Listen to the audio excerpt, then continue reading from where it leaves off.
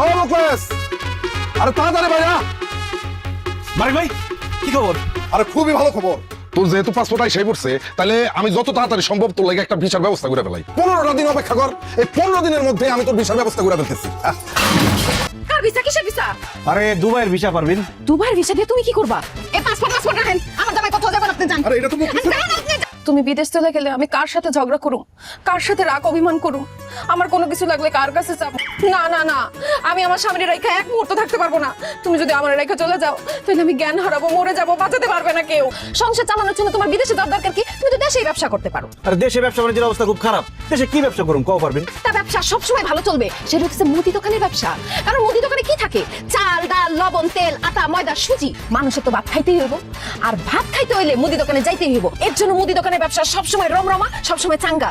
বাপের জমি বিক্রি করে বিদেশ না যাইয়া তুমি একটা মুদি দোকান দাও, তাইলে দেখবা এই যে টিনের বাড়ি দেখতেছো, এইখানে 7 তলা বিল্ডিং হইব। আর বলতে হইব না, তুমি আমার চোখ খুলে দিছো। আমি আর বিদেশ যাওয়ার কথা চিন্তা করব না। আমি হবো ব্যবসায়ী, আমি হবো মুদি দোকান। বন্ধু আমার পানের দোকানদার, ও সখী রে, বন্ধু আমার পানের দোকানদার। আমি তো মুদি দোকানদার। মুদি দোকানদার হইছে তো কি হইছে? দোকানে পান তো, আর আমি তোমার জন্য গরম গরম ভাত তরকারি রান্না করে নিয়ে আসছি।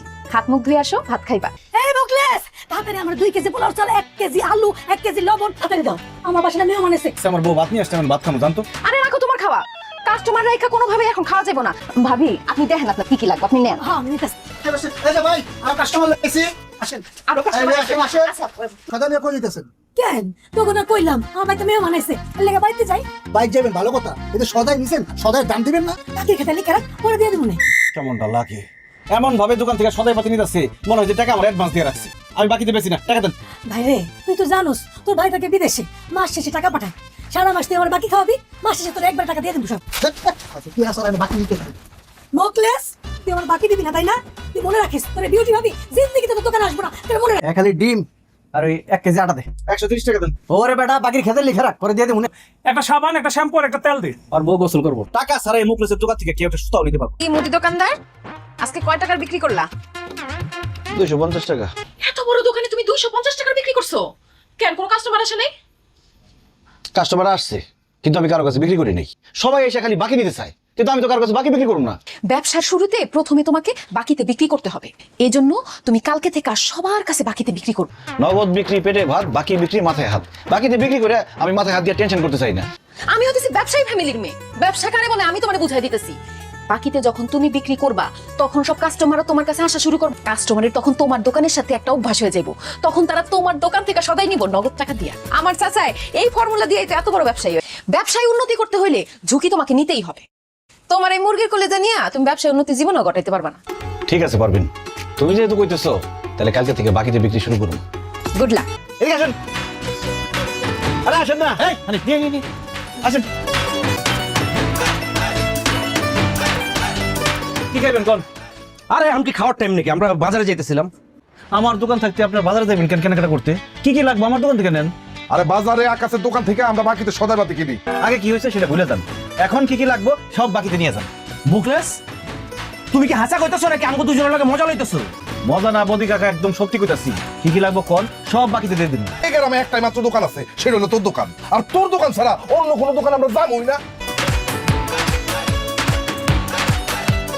আমার টাকা দিবেন না, আমি নগদে কোনো কিছু বিক্রি করবো না। যা বিক্রি করবো সব বাকিতে, আর যা যা লাগে তবে আসবেন বা কাউরে খালি পাঠাই দিবেন, আমি মাল দিয়ে। আসসালামু আলাইকুম। ওয়ালাইকুম সালাম। বেচা কিনা দুম ফেলাই দিছে, টাকা পয়সার খবর নাই, সব বিক্রি করতেছে বাকিতে। দেন এইভাবে বাকি বিক্রি করে না, পরে গেলাম ঝামেলা হইতো। এবারে বদিসা বাড়ি কি বিয়ে শাদী লাগছে নাকি? এত বাজার সদাই লোক করে লয়ে যেতেছেন তো। মুখলেস হাই দা কিছু বাকি দিয়ে দিলেন, লেগে বেশি করে সদাই বেঁধে লয়ে এলাম।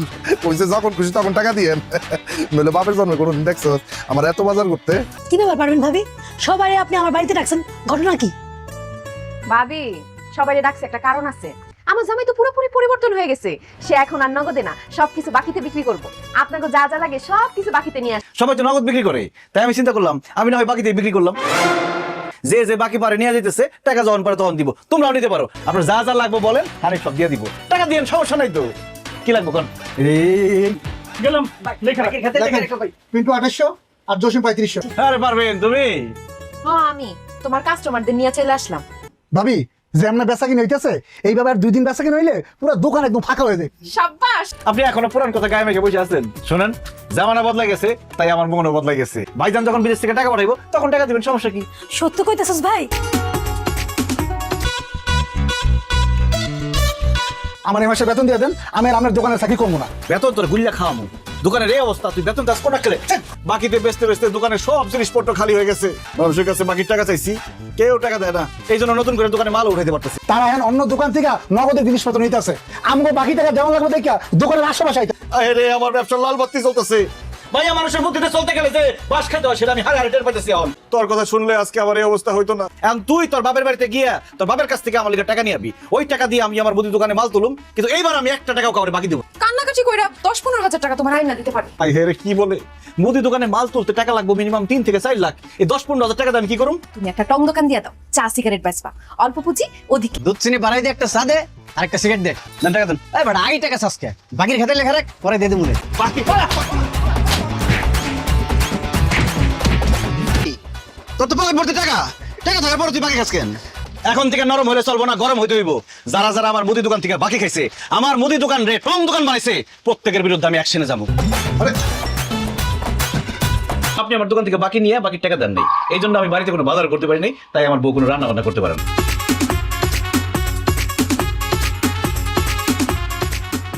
আরে ভাবি, আমরা কি এখানে থাকতে আসছি?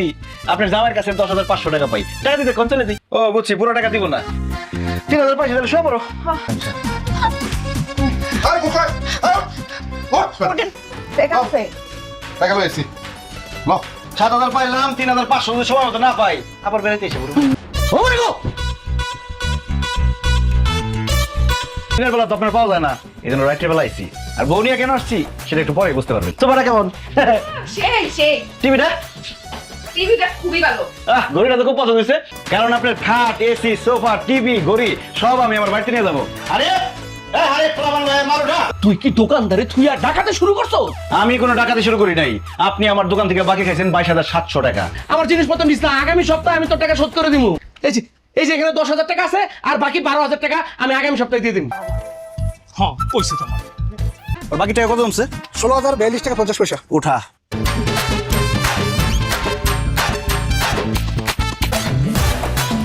এই উঠা। এই খবরদার, আমার ছাগলের উপর হাত দিলে একবার লাশ ফালাই দিব। ভাই কি কয়? দত্ত, কি করবি তুই? কি করবি তুই? কোন ভাই কোন? কি রান্তেছেন? গরুর মাংস ছাড়া তো আমরা ভাতই খাইতে পারি না, তাই একটু গরুর মাংস রান্না করতেছি। 12,320 উঠা। এই উঠা মানে আমার শাশুড়ি একটু খাইতে চাইছে, আউস কইরা নিস না। টাকা না দিলে খালি বড় মাছ না, আপনি শুধু উঠাইলে তো আপনার শাশুড়ি শুধু উঠাইবে। জিনিসপত্র সব কিছু নাকি এলাকা ছাড়া চলে যেতেছিস নাকি? বাকির টাকা উঠাইতেছি, যে যে বাকির টাকা না দিতেছে তার ঘরের থেকে সব জিনিসপত্র লয়ে গেছে। টাকা দে, আমার কাছে তো টাকা নাই এখন। আর মোবাইল উঠা। হ্যাঁ বেটা, কি কস? আপনার দোকান থেকে মানুষ মোট বাকি নিছে 3,70,000 টাকা, আর নগদ কালেকশন করছি আমি 9,012 টাকা। এদিকে তো তালা লাগাই দিছে। High high